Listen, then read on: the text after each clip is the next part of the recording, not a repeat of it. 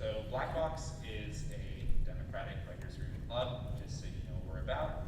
Every quarter we have people come together to create an original TV pilot script. This quarter we were fortunate enough to have 30 people join, so we had 3 fantastic shows on Tuesday, Wednesday, and on Thursday. If you're interested in signing up for Black Box, we're going to have a pre-quarter interest list that you can sign up for to get emails and updates at SCAD on our Instagram. That's our handle, at SCAD. You can find it there. You can also join our Discord server. We'll have updates there. All 3 of these readings will be up on our YouTube channel in the coming days, so stay tuned for that. Without further ado, I'm going to call up Garrett and Alise to introduce the show.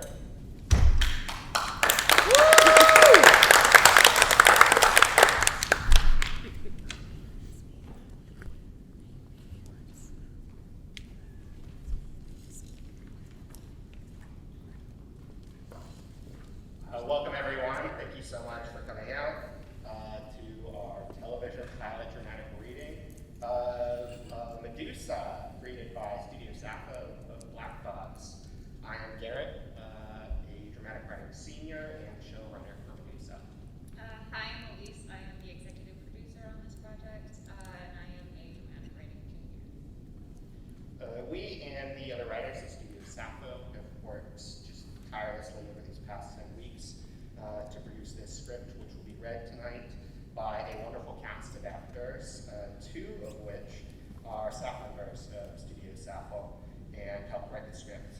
Before I let the cast introduce themselves, I'd just like to give recognition to the staff writers who participated in creating this script, but who are unable to be on stage tonight.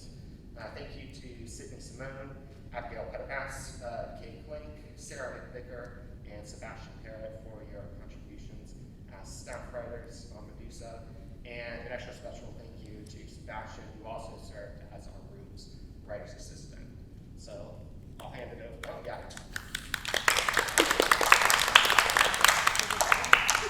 I'll now hand it over to Aimee to start us with the introductions.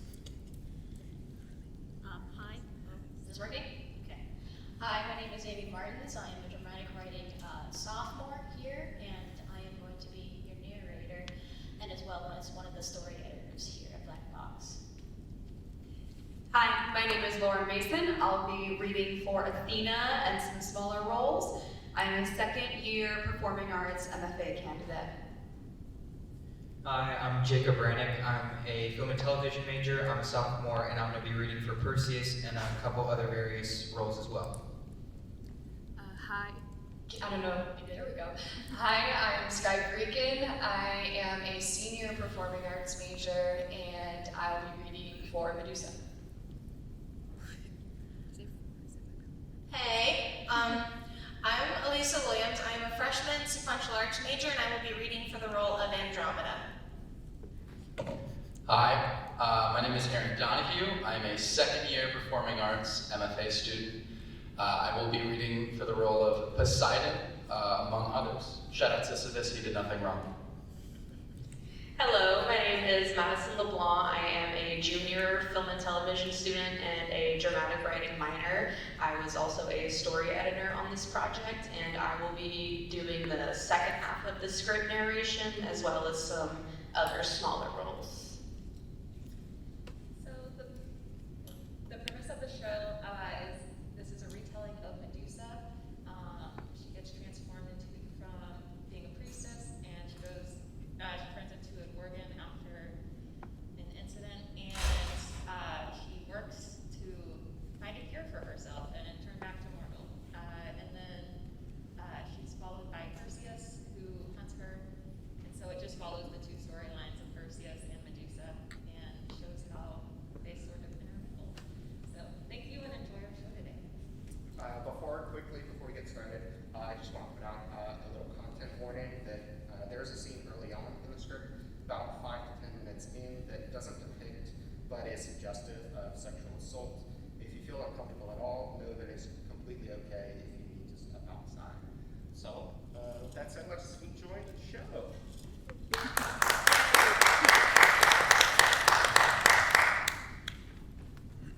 Exterior Athens night, 500 BCE. A bonfire burns atop the Acropolis, with the moonlit city below. An olive grove at the base of the Acropolis. Exterior olive grove night. A stone statue of a frightened man on a path with trees. In the distance, people cheer, drums bang, a general festiveness in the air. Two women make out drunkenly as they pass the statue. One has her hair pulled up, the other is uncut and messy. Oh, handsome. Save it for your husband. They stop kissing, stare at each other, go back to it. They push up against an olive tree, and the tree rustles. The unkept woman glances up and quickly catches an olive. An olive. Praise Athena. Praise me. The unkept woman feeds the olive to the clean woman, hissing nearby. The woman startled and frightened. The clean woman grabs her lover's hand, and they leave. Deeper into the grove, there is a gazebo. Interior, exterior gazebo night.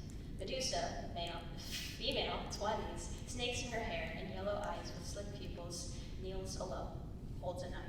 She grips one of her snakes, pulls it taut away from her scalp, lifts her knife to its body. The other snakes bite at her hands, wrap around her arm, pulls away her arm. Medusa struggles, breaks her hand free. She slices through the taut snake, screams in agony. The once taut snake body falls limp against her head. Blood drips down Medusa's face. She collapses and sobs. The severed snake head rides in a pool of blood. Title card, Medusa. Exterior Acropolis day earlier. A parade of excited Athenians line up with a gift of robes, fruits, and animals. Exterior Parthenon day. Medusa, now with tawny skin, auburn hair, and striking green eyes, stands at a columned entrance. She receives people's offerings, passes them to a young priestess. A middle-aged woman brings a large vase of oil to Medusa.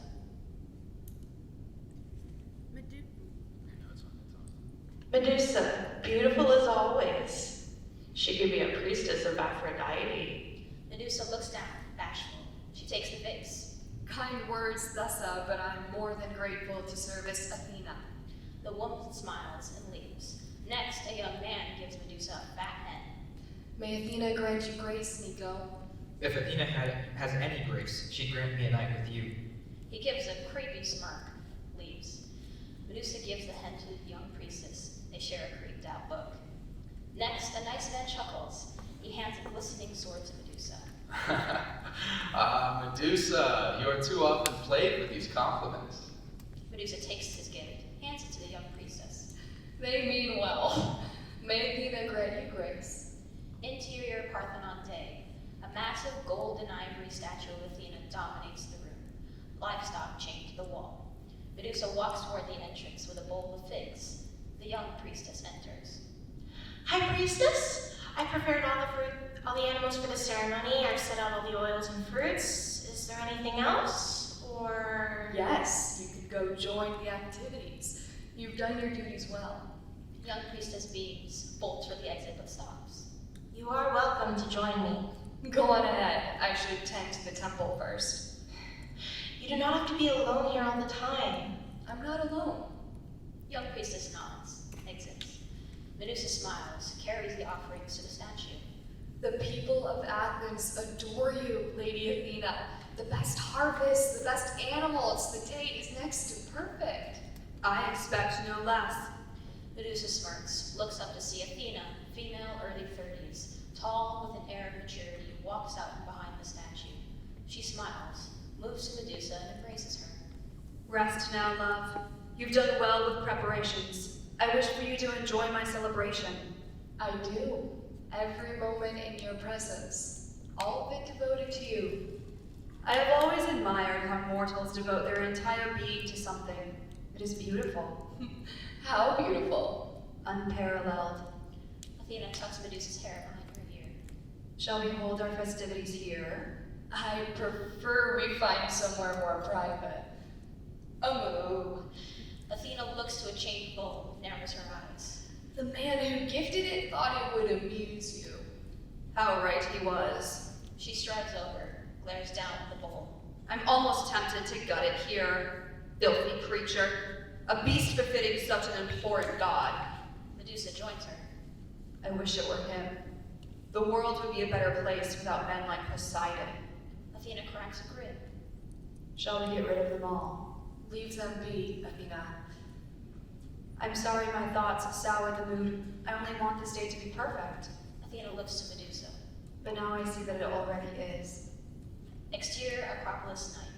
On a platform stage, the festival roars. Calloused hands smack a stretched hide drum.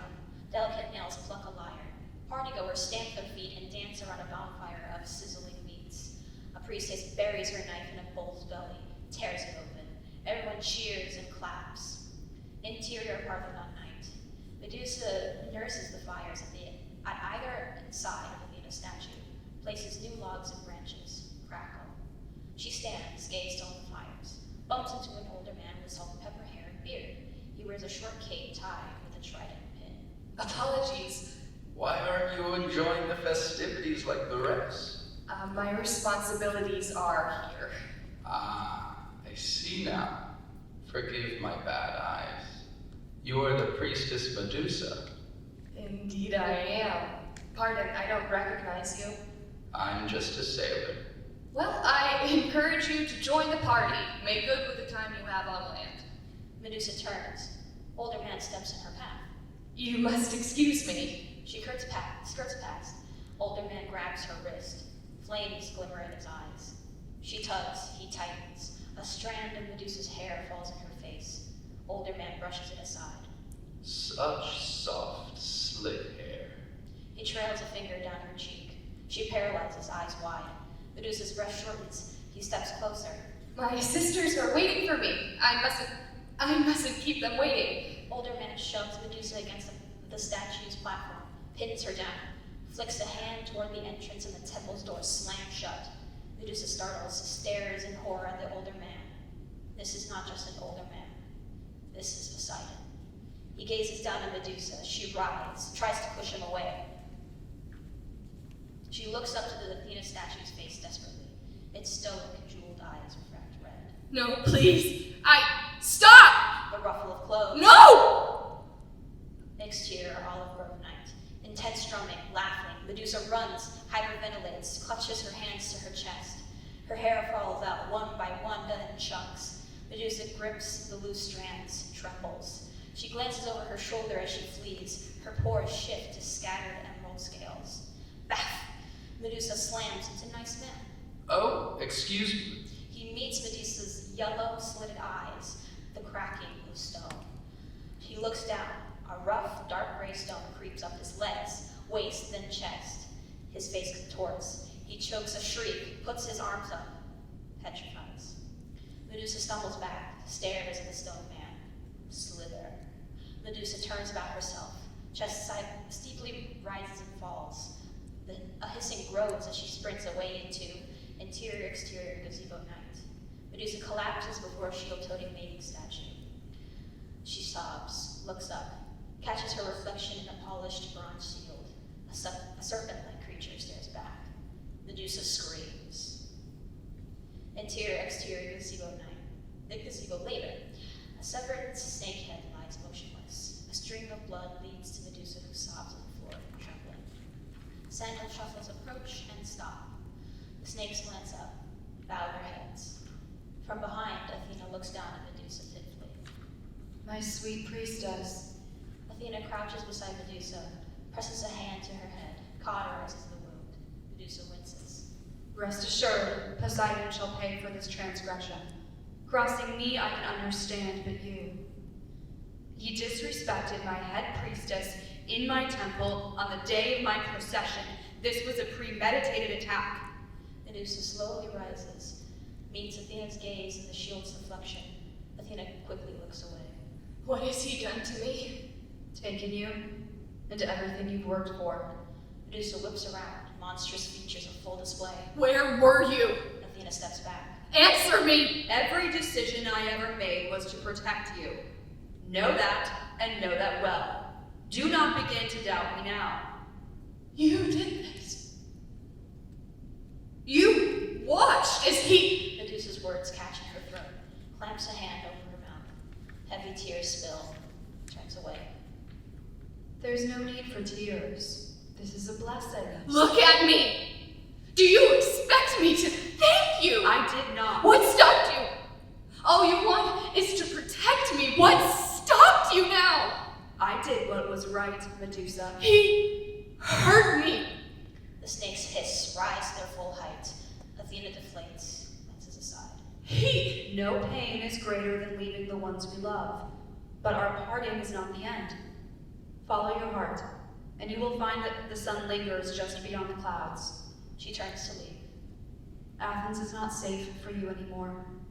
Go, and I will find you. A breeze flickers the torchlight and Athena vanishes. Medusa shuts her eyes. Her tears fall onto the marble below.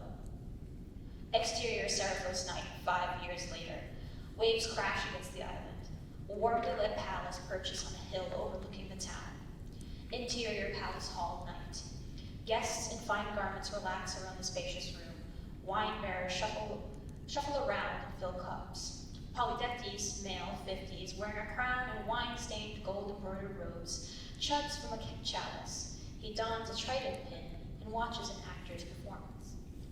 The man approached the monster's cave to attempt to have the island saved, but when her head of snakes was shown, the tragic hero turned to stone. Perseus, male, 19, scrawny in commoner's clothing, enters and looks around. Tries to get the attention of wealthy guests. Excuse me, have you seen? The guest greets him, right. Ah, a wine bearer. Please, a refill. The guest hands Perseus his chalice. No, The guest walks off. Perseus sets down the chalice and looks across the hall to see Danae, female, late 30s, eyeshadow concealing a kind, wrinkled face. She talks to Polydectes. Perseus sighs and leans against the column. I don't know what anyone sees in that man. He's royalty. Perseus turns to see Andromeda, female, early 20s. Jewels adorn her elaborate cornrows braided back to an afro puff. Oh, I'm so sorry. Rich people and their joys, right? I'm sure you're a lovely person. I'm not offended. Actually, I respect your sentiments. Huh? She offers her hand. Andromeda. Perseus stares at her hand, then takes it and plants a kiss. Oh, I know. People speak wonders of the beautiful princess from Ethiopia. Demo, if you don't mind. Dema, I'd love to visit. Well, Sedaphos has been kind to me, but I wonder, what do the people really think of me? I hear you treat each of your subjects with equal respect. We could use someone like you. I was always taught it was better to care for those around you.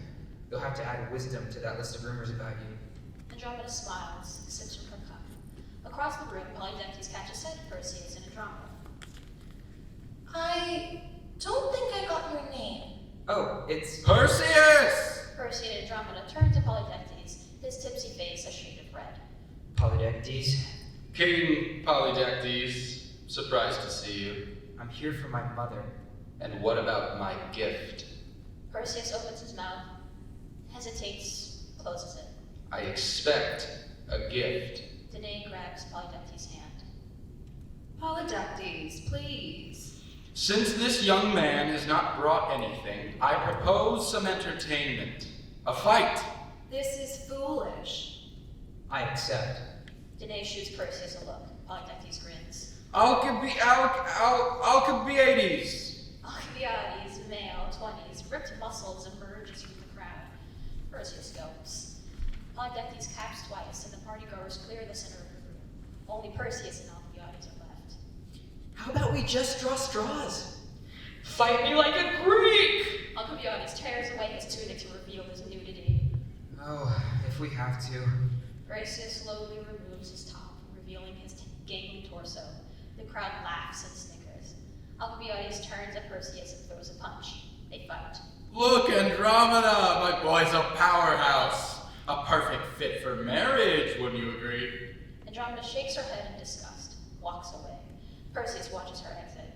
Andromeda, wait! Alcibiades grabs Perseus and hurls him into a table. Crash! Perseus shakes his head to clear it and then grabs a chalice next to him, chucks it at Alcibiades' head. Dunk! Alcibiades stumbles back, clutching his bleeding forehead. He lunges at Perseus and grapples him into a chokehold. Perseus struggles. Stop this! Perseus, do you surrender? Perseus claws at Alcibiades' arm. Surrender, Perseus. I surrender. Alcibiades releases Perseus, raises his fists in victory. A simmer of chuckles and laughs. Well done, boy. Perseus, that was to be expected. Perseus catches his breath. Still not done. I'm the son of Zeus. Perseus gets into a fighting pose, visibly tired. Well, son of Zeus, let's put your name to the test. I want you to trek to the Gorgon's cave. She's plagued this island for years. Slay the creature and bring me her head. Easy enough for the son of Zeus. Perseus fills with fear. He looks to Danae. She turns away. He clenches a jaw and looks back to Polydectes with determination. I'll get you the monster's head, but you might not keep yours. The crowd falls to a hush. Polydectes relaxes back onto his throne with a smirk. Perseus turns to leave. Danae grabs his arm. Perseus, stop. I won't let you risk your life to prove a point. This is more than just proving a point, Mom. Let me do this. He pulls his arm free and exits. Exterior Medusa's cave, night. Shadows conceal the entrance of a cavern in the island's remote wilderness, the palace in the far-off distance. Interior Medusa's cave, night. A damp cave filled with dozens of petrified people in various positions of terror. Medusa sits at a small makeshift shrine of rat bones, her clothes tattered, eyes wide and bloodshot. She rips off some of her tunic, takes a statue of Athena from a petrified hand, wraps a cloth around it. Hello, Athena. Medusa again. Nothing particularly special today. I didn't wake up in a damp puddle this time. Oh, and I found a rat! Now he's part of my shrine to you. Medusa forces a smile. One of her snakes bites her ear, but she smacks it away, puts the statuette back down. I know it's been a while, but I'm sure she has her reasons. Got too busy. They do have the whole world to think about. It could be worse. She looks at the statues around her. I think. Her snakes stretch towards the cave's exit. I know. It would be nice. She stares at the exit, to the moonlight and fresh air. Even if it's gorgeous out, no, I can't. It never works. Remember the last time?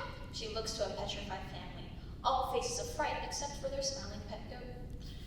Her snakes hiss in protest. A sudden rustle from the cave startles Medusa. She whips around. Who's there? The snakes perk up, fangs out. Medusa shuffles cautiously towards the entrance, moving through the shadows. You need to leave now before you get hurt. I beg of you, please. She reaches the cave's mouth to find no one. A familiar voice from behind. She whips around to look at the statuette. My sweet priestess.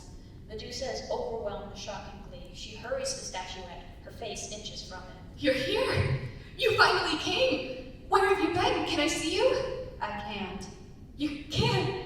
What do you mean you can't? It's been so long, after all these years, you can't even— Medusa, this is important. Medusa steps back and shrivels. Right. Of course. She rubs her scales with an anxiousness. The snakes nuzzle her cheeks. I have found a way to restore your human form. A cure? It is on the Isle of Therio. There the oracle of Asclepius waits. You haven't much time. You must leave now. Why an oracle? Why not you? Good luck, my priestess. May your journey be blessed.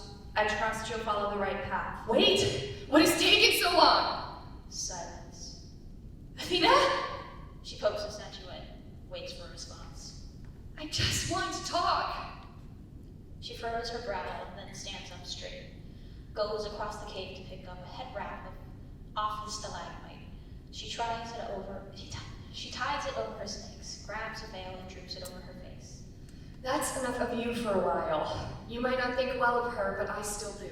She takes the statuette. The cloth tied to the statuette falls onto the floor as Medusa leaves the cave.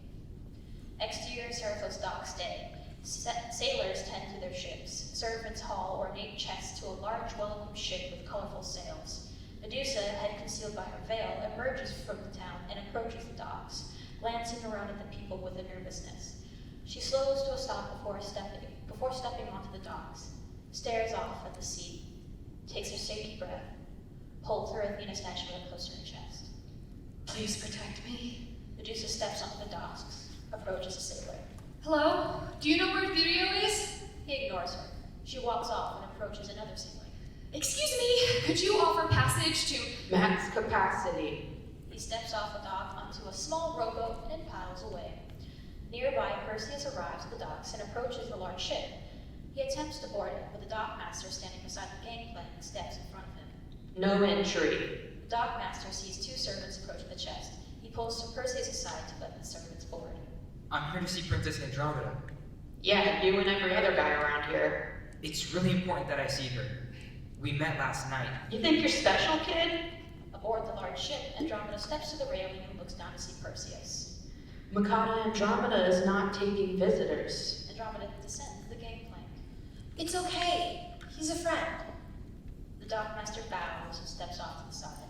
Perseus smiles as Andromeda approaches him. You're leaving already? Sedifos is beautiful, but I can't say the same for its court. She brushes a bruise on Perseus' cheek. He grimaces. Was it worth it? It will be. One day. I hope so. I did enjoy meeting you, Perseus. You as well. Mukada? Andromeda smiles. You're welcome to join me. There are many things to see beyond this horizon. Oh my, thank you, but my mother, she... Please? Andromeda and Perseus turn to see Medusa approach the dockmaster. I need to get to the Isle of Therio. Medusa grabs the dockmaster's sleeve. This ship is off limits. No, it's not. What's wrong? I need to get to Therio. Athena sends me there to seek the Oracle of Asclepius. What for? Healing. A man attacked me. I apologize. I didn't mean to pry. I will take you to this island. Will your captain approve? My dear, this ship sails anywhere I command it. Captain! The captain, male 40s, bald and well-built, appears at the ship's railing. Yes, Makata. How far to Therio? Theory, forgive me, but no ship sailed there. Then, let us be the first. Medusa bows her head. May Athena bless you for your kindness. Will you be joining us, Perseus? Perseus looks off to the distant palace. My obligations are here. I understand. Andromeda kisses Perseus on the cheek. Goodbye, Perseus. Perseus stands shocked as Andromeda leads Medusa up the gangplank. Perseus clears his throat and turns to see every sailor staring slack-jawed. He holds his head high and leaves. Andromeda and Medusa board the large ship. Forgive me, but I didn't catch your name. Exterior Medusa's cave, day. Perseus lingers before the cave's shadowy entrance. An eerie silence permeates the area. He wears shaggy armor too loose and cumbersome for his scrawny stature. His helmet bobbles on his head, and he readjusts it. Come on, Perseus, stick to the plan. Go in there, slay the monster, get the head, okay? He unsheathes a short sword and struggles to lift it. Cautiously tiptoes to the cave. Go in there, slay the monster, slay the monster, slay the... He quickly makes a 180 and comes back outside. Holy Hades, slay the monster? I think I missed a few steps. Okay, relax. You're doing this for a reason. This is for your honor. This is for Mom. He readjusts his helmet and readies his sword. After one final deep breath, he runs into the cave. Ah! Interior Medusa's cave, day. Perseus runs in to see the numerous petrified people. He halts and stands motionless as he cuts his battle cry short. It echoes and succumbs to silence. He holds his sword ready to strike and walks the length of the cave. He comes to a statue of a petrified man. He pokes the statue's head with his finger. The petrified man tips and smashes against the rocky floor, shattering into 1,000 pieces. Perseus cringes. Sorry. Oh, sorry. He glances around the cave, waits for any sign of movement, spots a rat in the shadows, startles, watches the rat run over to the rat-bone shrine and sniff at it. Perseus moves towards the rat-bone shrine, stares at it with disgust, stifles a vomit and swallows. He turns to see some snake shedding on the ground. He pokes it with the tip of his sword and inspects it. Ugh. He tries to shake the shedding off his sword, but it's stuck. He shakes the sword again a bit too hard, loses his balance, and falls backwards onto his back. He groans and turns his head to find a strip of cloth on the ground. He stands, moves to the cloth, and picks it up. It matches the same material Medusa wore. His eyes widen. Oh, gods. Exterior, Serapho's docks, day. Perseus runs to the end of the dock, spots Andromeda's ship on the horizon. Andromeda! He lingers for a moment, turns around. Dockmaster! The dockmaster lies atop some crates underneath a tent. He looks annoyed with Perseus. Ready the priapic wood. She's all set. Perseus grins, hurries along the dock, passes successfully less impressive ships, until he comes to a tiny weathered dinghy with faded leathering, the priapic wood. He steps down into it with a pride and furls the sail. A patch of canvas falls away from the sail, revealing a large hole. He grabs a patch, dunks it in a nearby bucket of glue, and smacks the patch over the sail's hole. Exterior Andromeda ship day. The prow glides through the sea. Medusa sits at the foredeck, grips her Athene statuette, nervously stares off at the water, shakes her head. He's not here. He's not here. Across the deck, Andromeda speaks to the captain, crosses her arms. There's no harm in a 2-day extension. Orders are orders, Mikado. Andromeda looks over the captain's shoulder to spot Medusa fidgeting. We must obey your father's... Andromeda puts a finger to the captain's mouth, silencing him mid-sentence. She saunters across the deck to Medusa. Medusa, startled at the approach, averts her eyes. Your Highness. Please, no need for formality. She loosely points at Medusa's veil.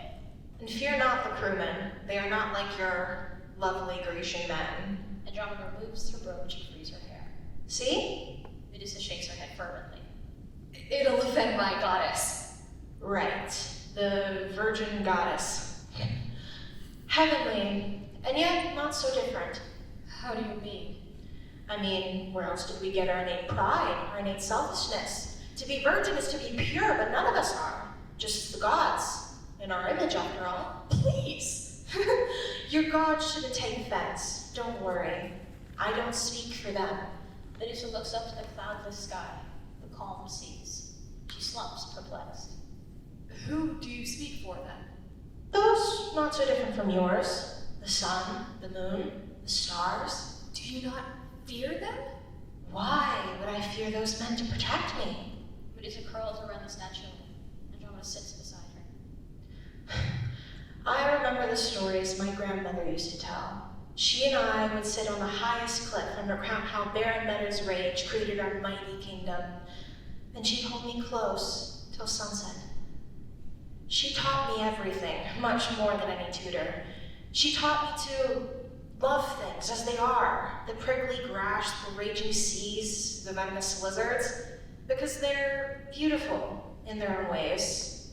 Maybe I can't appreciate how grass makes me itch, but someone does. Medusa stares at the statuette. Andromeda stands, stretches. You know what else my grandmother taught me? What? To appreciate quiet people, because you always know they're listening. She walks off. Medusa smiles behind her veil. Interior Andromeda ship, cabin night. A cramped but rustically chartered cabin. Andromeda removes her jewelry and outer clothing, washes her face with water from a wooden bowl, flops onto a nice bed, closes her eyes. The groaning of the ship's wood fades away to honking seagulls and calm waves. Dream sequence, exterior Andromeda ship, day. Crewmen haul ropes, heave oars, unfurl the sails. Andromeda stands at the railing, waves to her parents, standing on the dock below. They clutch each other, stare back at her in resigned fear.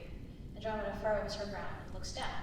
Exterior seaside cliff, day. Andromeda looks down to see she stands on a rock, her hands manacled. She lifts them, their chains clinking. The chains pull back, and Andromeda slams against the cliff.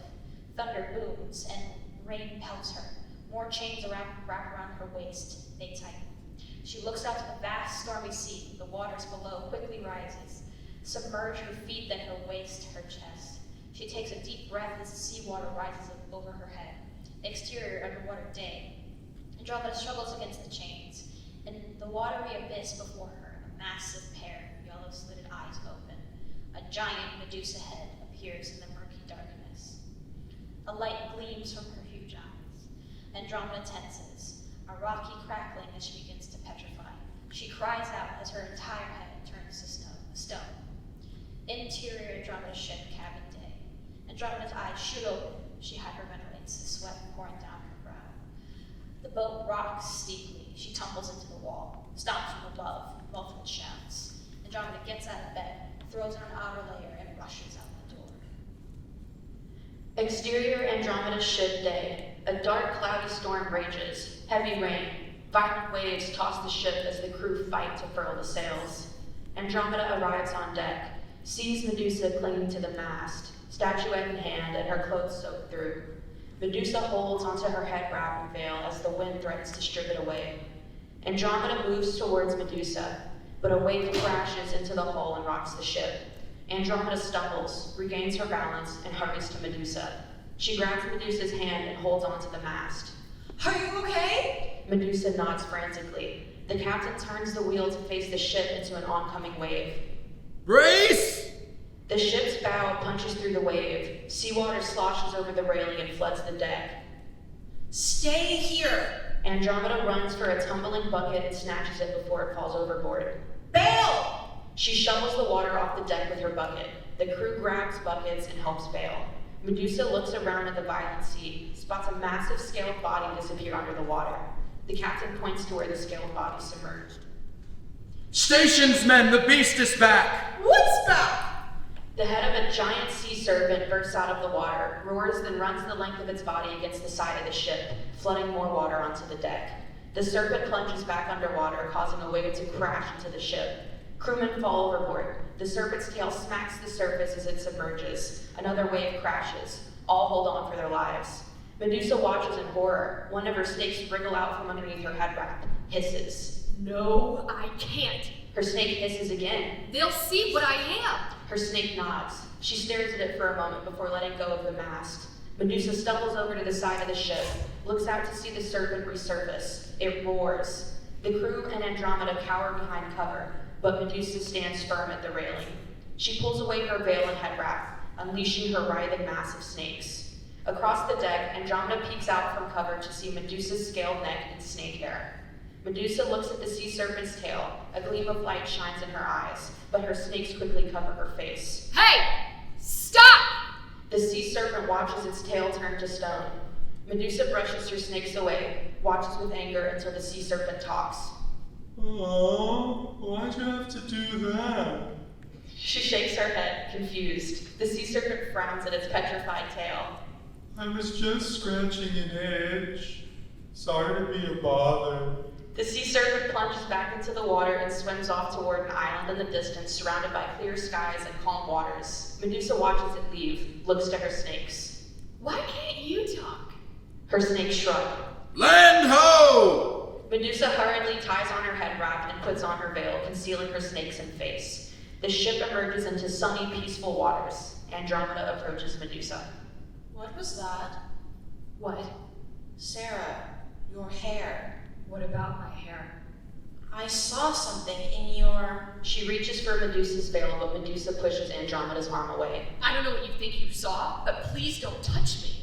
I apologize. I could have sworn... You bumped your head. Go lie down. The ship nears the island. Andromeda stares off at its shores and furrows her brow. I think I may have to. Medusa looks to the island, tilts her head. Exterior Therio Beach day.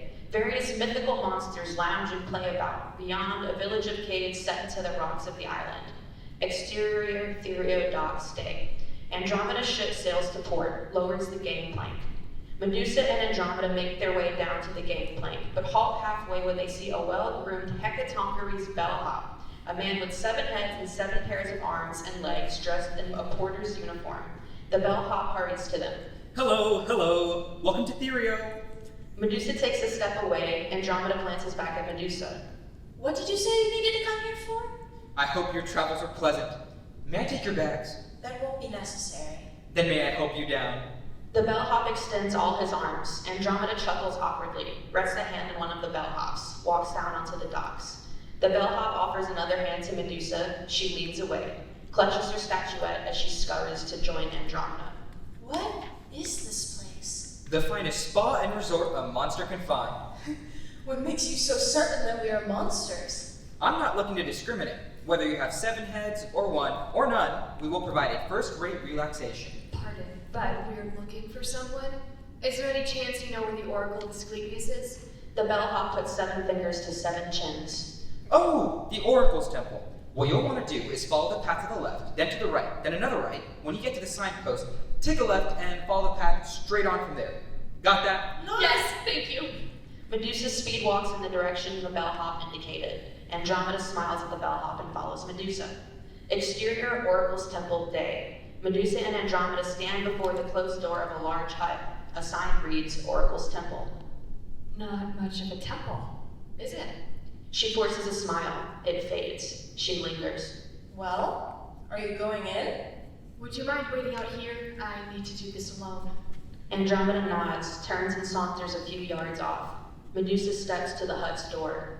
Interior Oracle's Temple day. A haze of smoke hangs in the air. At the center of the cramped room sits a small table with a bowl of water atop it. Behind the table sits Lamia, female, late 50s, haggard hair and untrimmed fingernails. She slouches over, face unseen. The door opens and Medusa enters. Hello? Are you please shut the door? Medusa lets the door close behind her. Have a seat. Medusa sits on a bed of pillows across from Lamia. Lamia fishes her hand into a bowl of water and retrieves 2 eyeballs from within. She lifts her head to reveal her empty eye sockets. She pops the eyeballs back into her head with a squelch. Medusa squirms in her seat, holds the Athena statuette close to her chest. It's nice to see a fresh face in here. So, what would you like to know? I was told you could help me find a cure. Perhaps. I cannot guarantee. Life is what the gods will it. Athena said you would know what to do. Athena is not the one in control here. Let's see what your fate thread spins.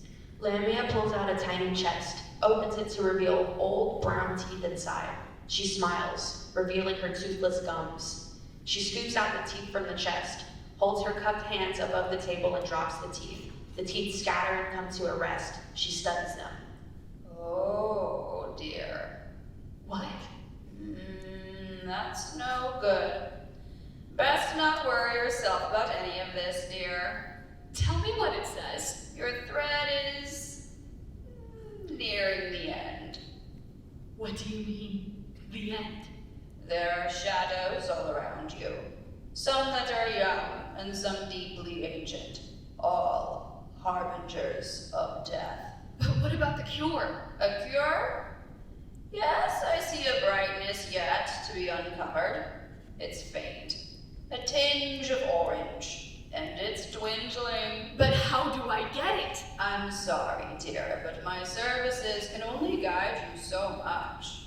You just spoke in vague nothings! What kind of oracle are you? I am the Oracle of Therio, and I'll have you know that. Oracle of Therio? Who else would you expect on the island of Therio? The Oracle of Asclepius. I can't say I know that one, dear. Medusa's breaths quiver and grow short. She quickly stands and rushes out the door. Exterior Oracle's Temple day. Medusa hurries out of the hut, flustered. Andromeda leans against a nearby tree, sees Medusa come out. Sarah? Medusa stares off with glazed eyes. There must be some mistake. Athena said the Oracle would be here. Why aren't they here? Maybe we're in the wrong place. But she promised. Andromeda moves to Medusa, rests her hands on her shoulder. You will find the Oracle. You just need to be patient. I have been patient. You're exhausted. Let's go back to the ship and rest. No! Medusa hurries to a nearby fork in the road, scans the paths. Andromeda catches up to her. Sarah. What? You know I'm only trying to help. Then do something helpful. You're being unreasonable. I've wasted my life waiting for something that's not even here, and you don't give a damn! As if sailing 100 leagues out of my way means I don't care. You know what? I think you're the one that needs to rest. You are royalty after all. I doubt you've ever had to worry about anything, princess. Be grateful I even brought you here. I'd be grateful if I had someone who didn't hold me back. You, on the other hand, have the whole world pushing you forward, doting on you, aching to carry out your every desire. Andromeda shakes her head. Just let me do what I have to do, and don't pretend like you have to follow. It's about time for your royal midday nap, isn't it, anyway? Andromeda fumes, storms off. Medusa watches Andromeda leave. Her heavy, angry breathing slowly subsides. Sorrow eyes of remorse. Exterior island-packed day. Andromeda marches past several huts, the docks of her ship in the distance. A chorus of familiar shouts over her shoulder. Andromeda whips around to look behind her. She's alone. Hello? Andromeda turns about to see a deteriorated path lead to a shadowy cove on the shore. Interior cove, day. Andromeda steps into the dimness of the damp, rocky cavern. Hello, princess. Andromeda whips around. Poseidon lingers in the shadows. She studies him. Do I know you? You do. Forgive me, but your name escapes me. Poseidon half smiles, steps closer. I'm here to talk about your companion, Sarah? Sarah.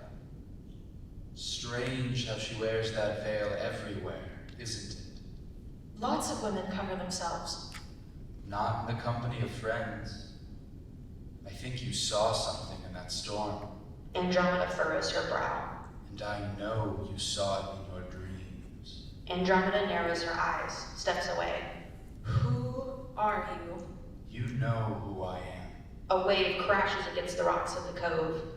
What do you want with me? I'm not one of yours. I have no quarrel with the Pantheon. You are involved in something very dear to me. Sarah. Her name is Medusa. Stay away from her. Or what? Andromeda glares at Poseidon. He steps uncomfortably close. I do not think you truly grasp who is in control here. My domain stretches far beyond the Aegean. It extends to far more familiar shores. He slowly circles Andromeda. Your kingdom is not safe from the sea, princess. Your land, your loved ones, everything you've ever cared for in this world can drown at my command. Another wave crashes. Water rushes over Andromeda's sandals and then recedes back into the sea. You alone can prevent that. Andromeda breathes with slow heaviness. All you have to do is deliver Medusa to Perseus. Let all know the might of Demont. Andromeda stares unblinking at Poseidon. She's not your friend. She never was. They stare at each other in silence. Exterior Furio docks day. Medusa hurries towards Andromeda's ship. Andromeda, wait! She reaches the gangplank, sees only the crew. Andromeda, please! I'm sorry! Aboard the ship, the captain takes notice of Medusa. Have you seen the princess? She's not with you? What do you mean she's not with me? She was with you. You were supposed to keep an eye on her. Go fetch her. We must be off. I don't think she wants to see me. Captain. Medusa and the captain turn to see Andromeda stride up the docks. She walks past Medusa without even giving her a glance, goes up the gangplank onto exterior Andromeda ship day. Andromeda boards the ship. Ready the ship to return to Petipas. At once, Mikado. The captain moves off and whistles at the crew. Andromeda sighs and puts her hands on her hips, looks off at the horizon for a moment, then looks down at the docks to Medusa, who still stands at the foot of the gangplank. Andromeda motions for Medusa to board. Medusa lowers her head and boards the ship, steps to Andromeda, who keeps her gaze fixed on the horizon. I wish you never went out of your way to help me back at Santos. Not because I'm ungrateful, but because I never would have ruined the only friendship I've had in years. I'm sorry. Thank you for everything. I mean it. Medusa turns and walks off towards the cabin door. Andromeda's lips quiver open. A tear slips down her cheek. You need to get off the ship. Medusa halts and turns back to Andromeda. What? Please, go. So, you're just abandoning me here? Andromeda whips around, storms up to Medusa. I know what you are. I don't know what you're talking about. Take off your veil. I can't. I want to help you, I do, but you're not safe with me anymore. I think your goddess sent you here for a reason, not for the oracle. You think I belong here? With these things? You're more like them than you realize, Medusa. Medusa shoves Andromeda away. What foul creature you are! Medusa storms off the ship and away down the docks. Andromeda watches with a bitterness as Medusa leaves. Exterior, dinghy, dusk. Perseus stands valiant and drenched at the bow of his boat. It sails out of stormy waters and approaches the Isle of Therio. Exterior, Therio beach, dusk. Perseus' dinghy makes landfall. He hops out onto the sand, sees the numerous monsters lounging along the beach. He freezes. The monsters make eye contact with Perseus. He unsheaths his sword. Coward, before the son of Zeus. The crowd of monsters burst into laughter. Perseus puffs up his chest. The crowd laughs even harder. He deflates. A Cyclops moves to Perseus, towers over him. Perseus swings his sword at the Cyclops' stomach. His blade ricochets off without making a scratch. The Cyclops takes Perseus' sword, studies it, breaks a bit off its tip, and files the broken tip down to a sharp point against his abs. He hands it back to Perseus. Try now. Perseus again swings his sword at the Cyclops. A faint red scratch on its stomach. The crowd of monsters clap politely. Much better, yeah? It is. Thank you. Elsewhere, further up the beach, Medusa briskly walks past the lounging monsters, notices the sea serpent from before slither out from the sea. Pardon? The sea serpent scowls at Medusa. I need to get off this island. Do you think you could help me? Help you? The sea serpent fully emerges from the water, revealing its petrified tail. Oh, right. I'm so sorry about that. Sorry? I just got back from my physician who told me there's a wait list for replacement tails. A wait list. And now the person who put me out of a job is asking me for a free ride? Unbelievable. The serpent slinks off, its petrified tail dragging behind. Medusa slumps, continues further past the crowds until she sees an unattended dinghy in the sand. She approaches the dinghy, then looks around to spot Perseus up the beach flirting with a few sirens. Perseus? Perseus doesn't hear her and continues gazing lovingly into one of the sirens' eyes. Medusa beams and jogs towards Perseus. Perseus!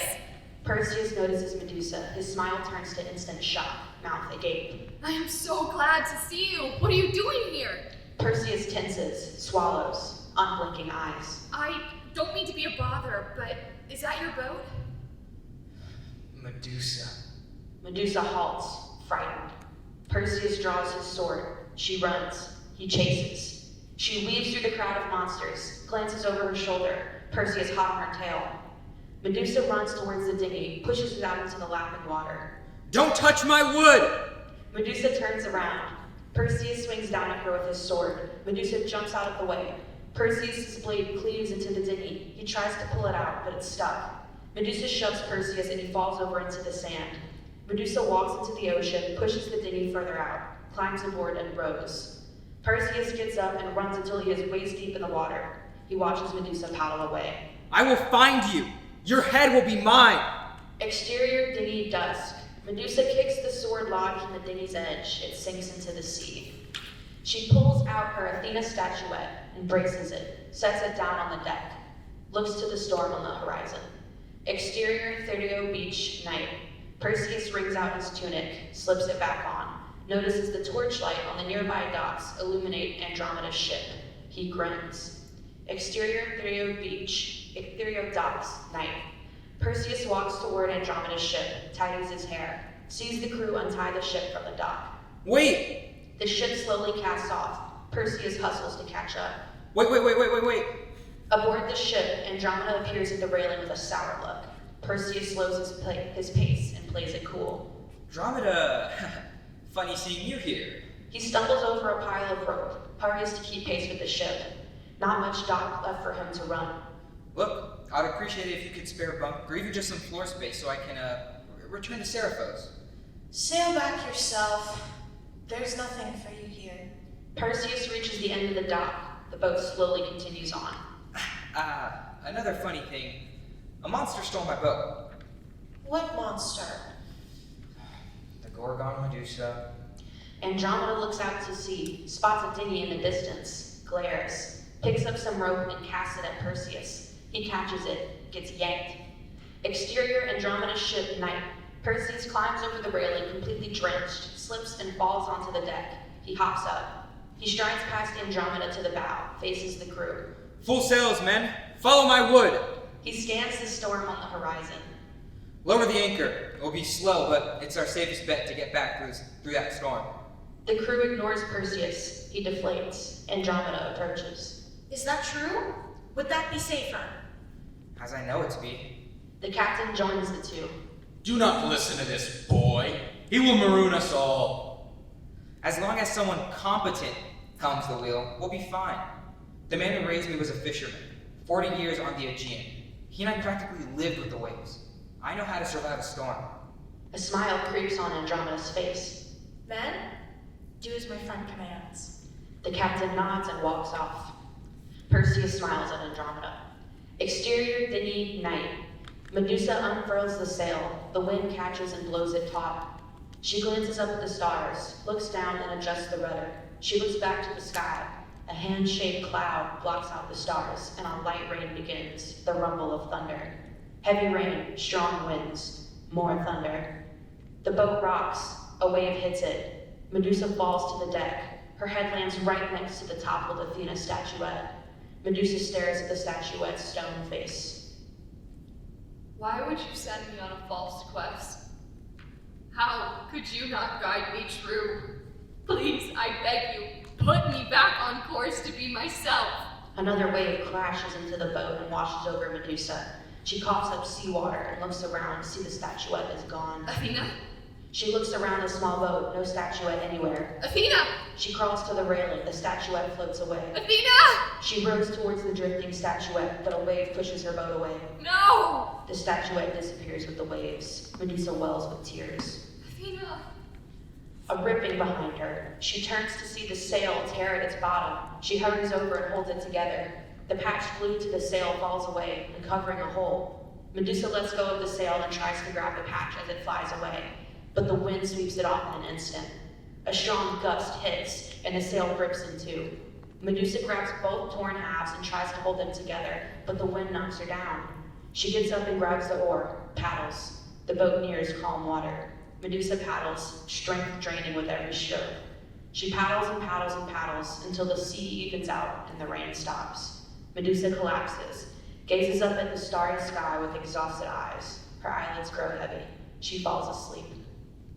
Exterior dinghy, dawn. The sun shines on Medusa's soaked, sleeping face. The boat rocks until it suddenly stops with the grinding of sand. Medusa wakes. She sits up and sees that the boat rests on a shore. Exterior Athens beach, dawn. Medusa climbs out of the dinghy. Her damp head wrap contours the bodies of her snakes, veil plastered across her eyes. She looks around and sees the Acropolis in the distance. Exterior Athens market, day. Medusa walks through a busy street, drained of emotion, shoulders slumped, arms loose at her sides.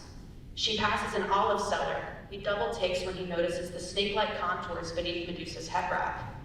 One of Medusa's snakes wriggles its head out and its tongue at the olive seller. Medusa continues on with a 1,000-yard stare. The steps of the Acropolis ahead. Exterior Parthenon, day. Medusa stands at the steps. The open doors loom before her. Exterior Andromeda ship, day. Perseus and Andromeda stand at the bow. Athens grows on the horizon. Now that we've cornered the monster, she'll have nowhere else to go. Prepare to send word of my triumph to Seriphos. A bit premature, don't you think? She won't escape again. And what makes you so sure of that? Well, after all, I am the son of Zeus. Oh yeah? Which one? The only one. Andromeda turns around to face her crew.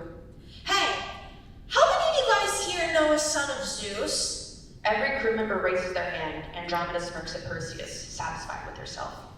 The man gets around.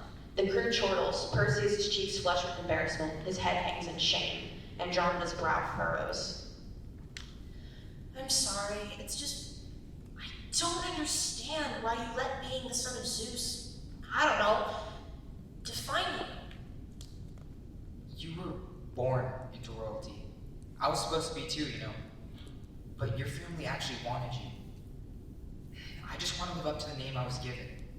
It's all I have. Andromeda rests a hand on Perseus' shoulder. No, it's not. Perseus smiles. He clears his throat and straightens up. Anyways, the Athenians will surely come to my aid in slaying the beast. But, I was wondering if you could back me up. The support of a princess would no doubt rally the people's hearts. Oh, the valiant Perseus requests my assistance? I don't think my presence means as much as you think, especially in Athens. I may be a princess, but I am still just a woman to them. You're so much more than that. Andromeda's face softens. Athens is close. Interior Parthenon Day. The Athena statue towers over Medusa. She kneels at its platform, alone. Why? Why would you do this to me? Why would you cast me away on empty promises? Make me an exile, make me a monster? A tear slips down her cheek. I can't understand it. I always understood you. I thought you knew. She hangs her head, shuts her eyes. Tears fall down her face. No pain is greater than leaving the ones we love. She looks up at the Athena statue with glistening eyes.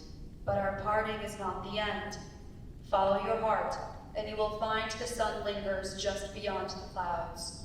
Medusa stands, wipes away her tears. Muffled shouts outside. She whips around, looks out the open doors to a clear sky. Exterior Parthenon Day. Medusa emerges from the temple, spots an angry mob gathering on the far side of the Acropolis. At the mob's center stands Perseus and Andromeda. Medusa hides behind a column and watches. Exterior Acropolis Day. Perseus and Andromeda stand on a platform at the heart of the angry mob. Perseus looks about at the crowd of Athenians wielding torches, pitchforks, and sickles. Attention, attention! Behold, it is I, Perseus, son of Zeus, and here with me is Princess Andromeda of Duma. Crickets. One man in the crowd claps enthusiastically. I have come here today to rid Athena of the hideous monster that has terrorized your land for years. You mean my wife? The crowd erupts with laughter. Whew, that was a good one. But listen, I've come to rescue you. At the Parthenon, Medusa listens intently. And what makes you think we need rescuing? The crowd snickers. Perseus' face grows hot. Well, Perseus glances at Andromeda. She gives him a reassuring smile and nods. I have been tasked with claiming the head of the Gorgon Medusa. Medusa's eyes go wide. The priestess that's disgraced our great lady's temple? She has brought shame to us all! Yes, and she's here in Athens as we speak. The crowd gasps and murmurs. Which is why I have come to slay the creature once and for all. The crowd cheers with riled up anger. Perseus glances to Andromeda. She gives him a thumbs up. He turns back to the crowd. Andromeda looks past the mob and catches sight of someone hiding behind one of the Parthenon's columns. She shades her eyes from the sun and squints, sees that the person hiding is Medusa. Andromeda's eyes widen. Medusa sees that Andromeda has spotted her. Medusa shakes her head pleadingly. Andromeda glares back at Medusa, grabs a sword from one of the Athenians, and points it at Medusa. There! Perseus and the mob turn to spot Medusa, gasps and shrieks from the crowd. Medusa hurries down the Parthenon steps to run away, but the mob charges straight for her. She stops and hurries back up the steps. The angry mob surrounds the base of the Parthenon, weapons pointed up at Medusa. She's cornered. Please, I don't want to hurt you. Perseus and Andromeda hurry over and join the mob. Andromeda, tell them I mean no harm. You are a danger to yourself and others. Come with us, and we can figure something out. I'll come. Just stop them. Her snakes wriggle free of her head wrap and hiss at the encroaching crowd with fangs bared. The angry mob inches up the steps towards Medusa. Wait! Don't touch her! It has to be me! Her head is mine! The mob lashes their weapons at Medusa. She backs up to a wall. Stop! Please! One of the Athenians grabs Medusa by the wrist. She yanks her arm free and tears off her head wrap and veil. I said stop! The mob startles at Medusa's unveiled appearance. She looks around at the crowd, staring each person straight in the eye. A glimmer shines in Medusa's eyes. Andromeda watches until... Andromeda! Perseus tackles Andromeda to the ground. The cracking of stone sounds throughout the crowd. The mob shrieks and screams as everyone turns to stone. Medusa's knees buckle, almost falls, but catches herself, sprints past the statues, and leaves the Acropolis. Perseus and Andromeda breathe heavily as they lie on the ground between the statues.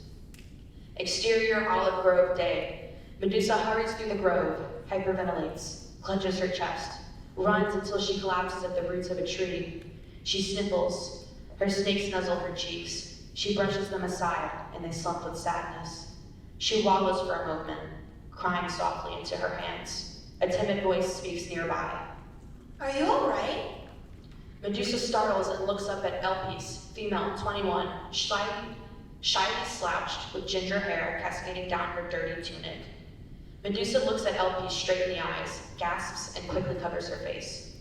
I heard crying. I just thought I'd ask.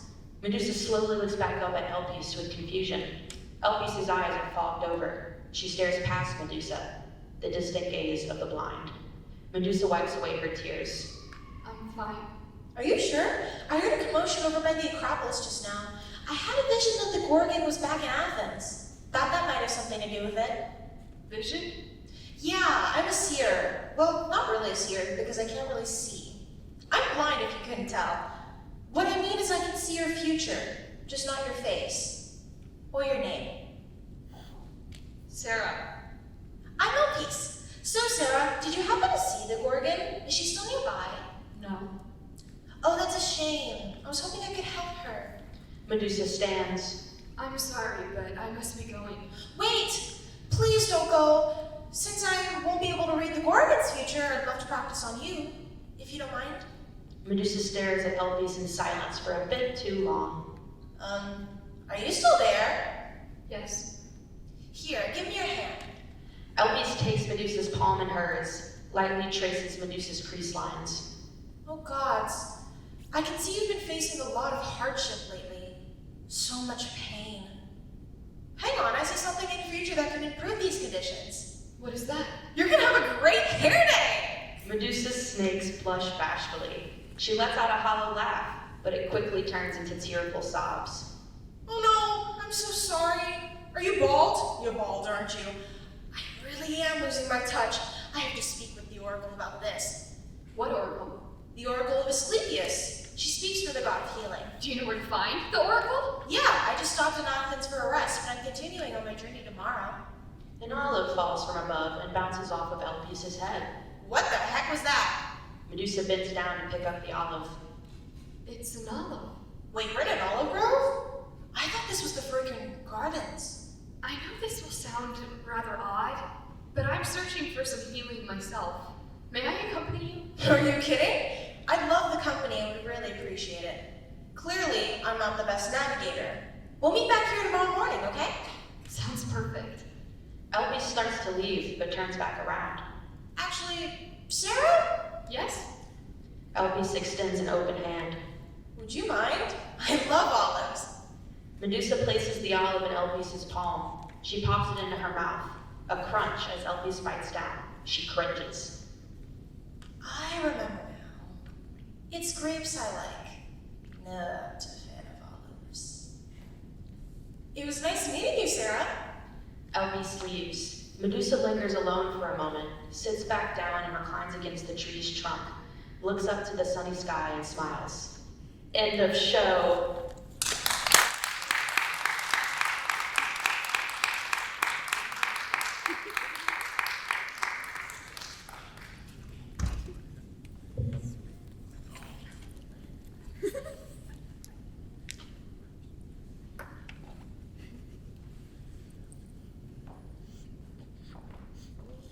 Well, that was fantastic. Thank you everyone so much for coming out. I'm going to have our wonderful actors come up and take a bow, if that's all right.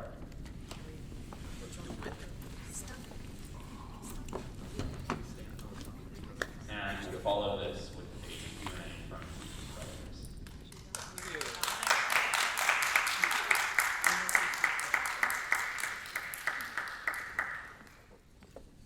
I could just get the writing staff to come up now. The actors. We'll do a switch up, and we'll take questions from the audience for the staff.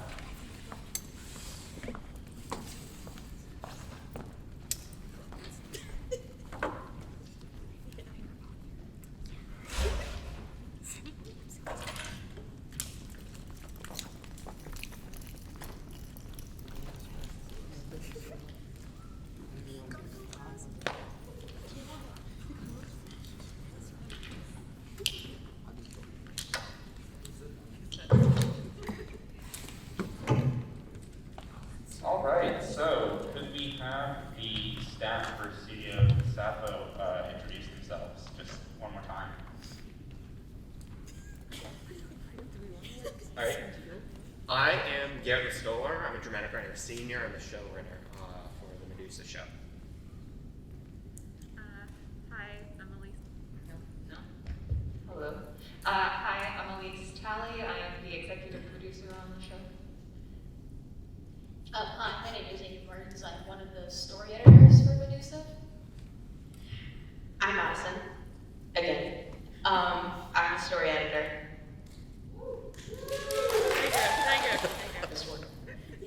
Is working? Okay, never used these before. Hi, I'm Sebastian Parrott. I'm a staff writer and the writer's assistant.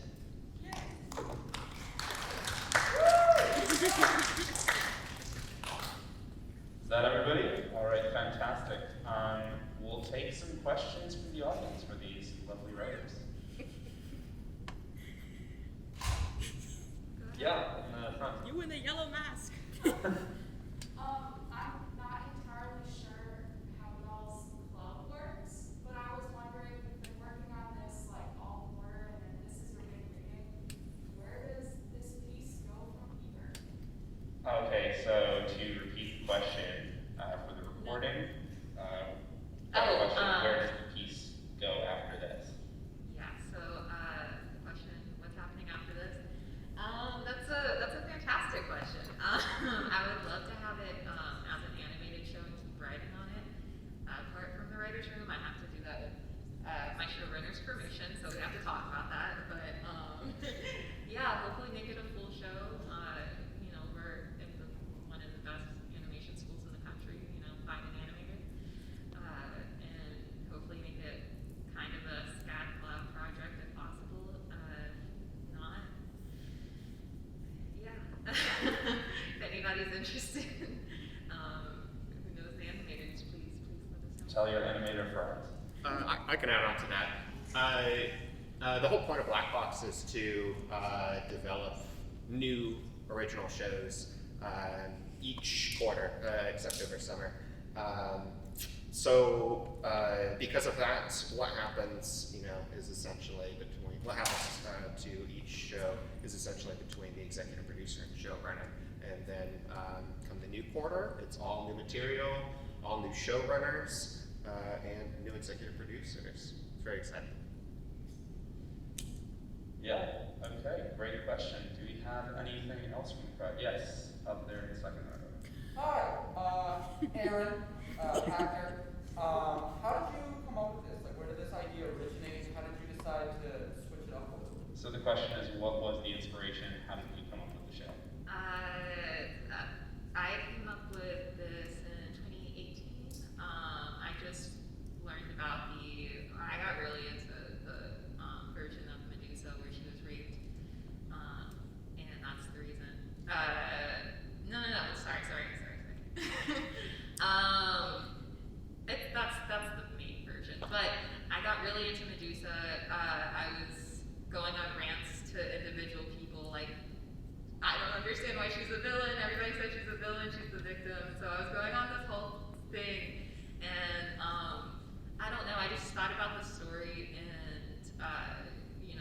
giving her that sort of justice, and I just saw the story just really clearly in my head. The details changed, but like anytime I imagined the scenes, like I could just see them and I could feel them, and I knew that there was something like really raw and deep about this story that has so many avenues to explore.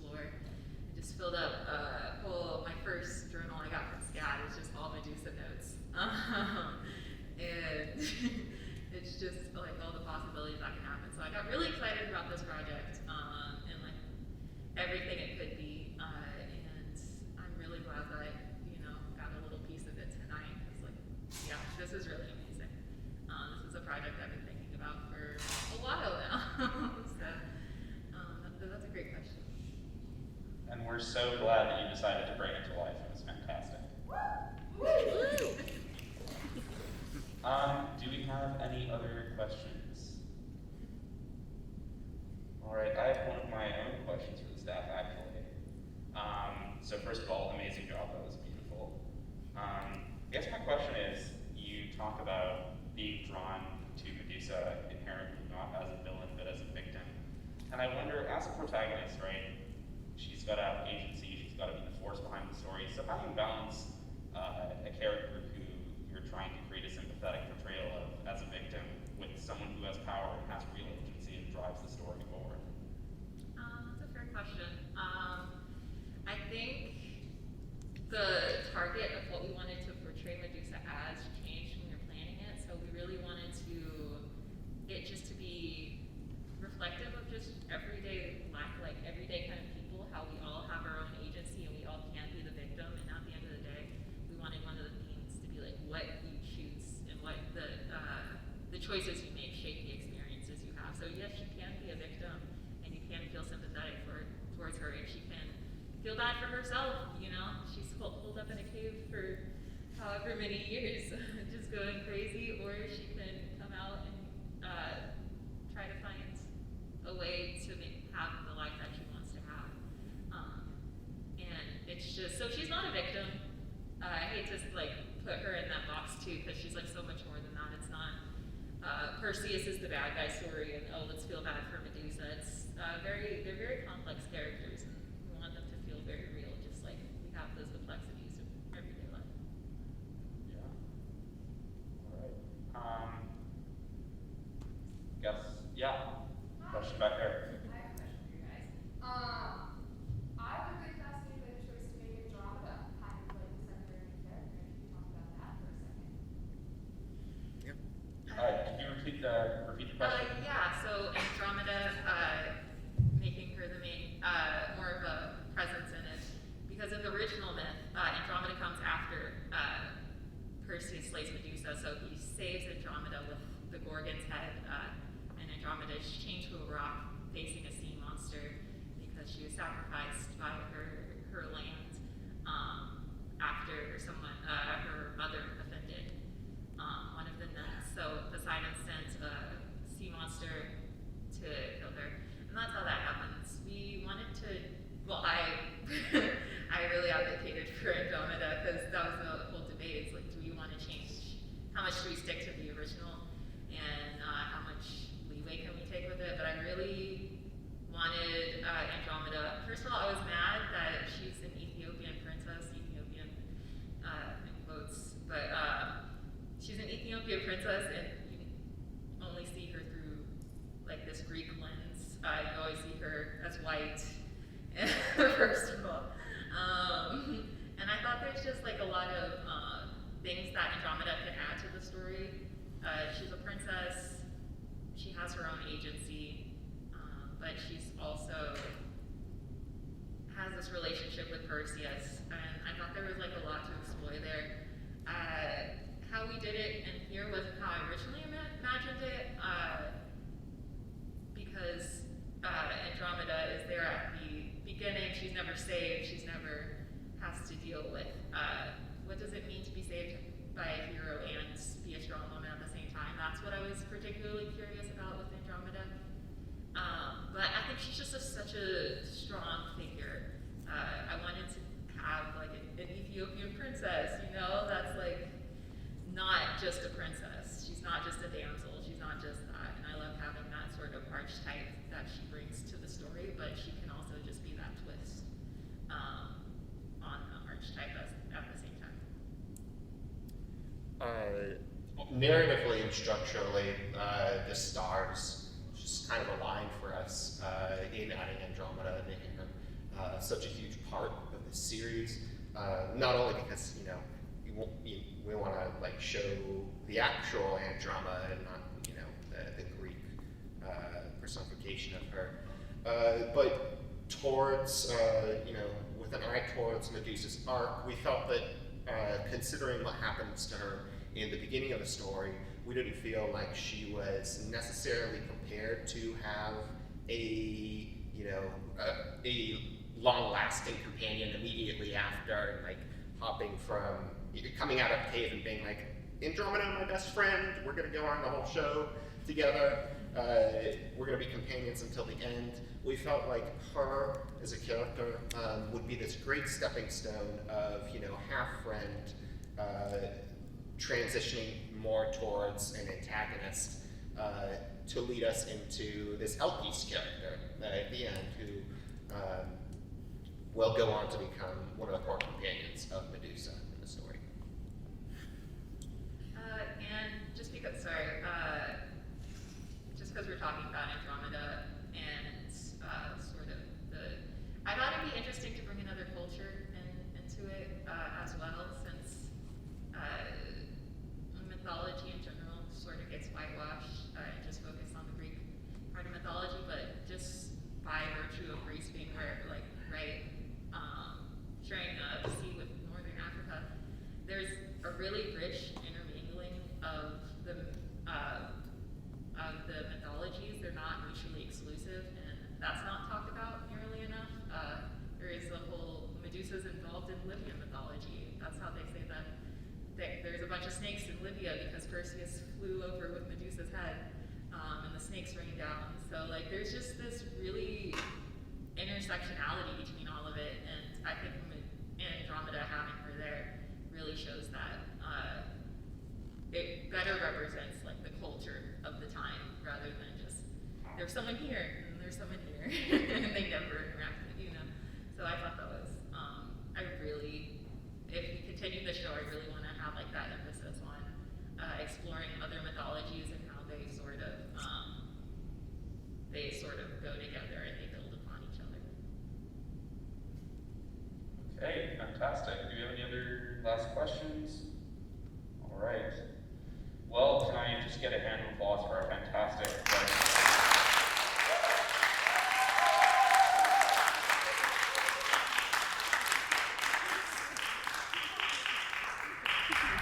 Before you all head out, I just want to give a special thank you to Garrett, the showrunner for this room. He just did such an incredible job, and for those of you who don't know, Garrett is basically the person who helped me found Black Box, and even though he doesn't have an official title, he's, de facto vice premier here. Thank you so much for everything you've done. Thank you for helping set up the club. Thank you for helping us write a charter. And Garrett's going to be moving on to other things next quarter. Look out for him wherever he is. Look out for his work. Garrett Mistoler, check him out, writing amazing things. Yeah, Garrett! Yeah! Thank you.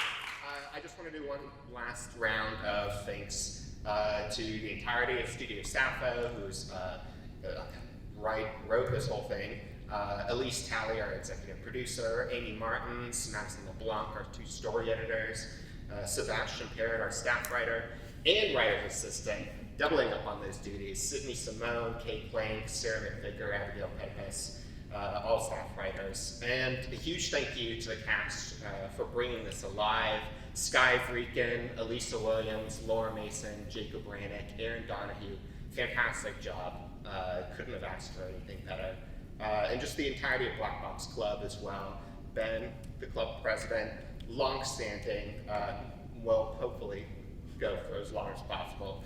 Aimee Martens, our social media coordinator, who's done a great job promoting these readings and getting the word out, and also with casting calls. Avery as well for helping to promote all of the readings and securing this auditorium for these events. And just generally the dramatic writing department and the Arnold Hall Auditorium for their support in making all this happen. Thank you.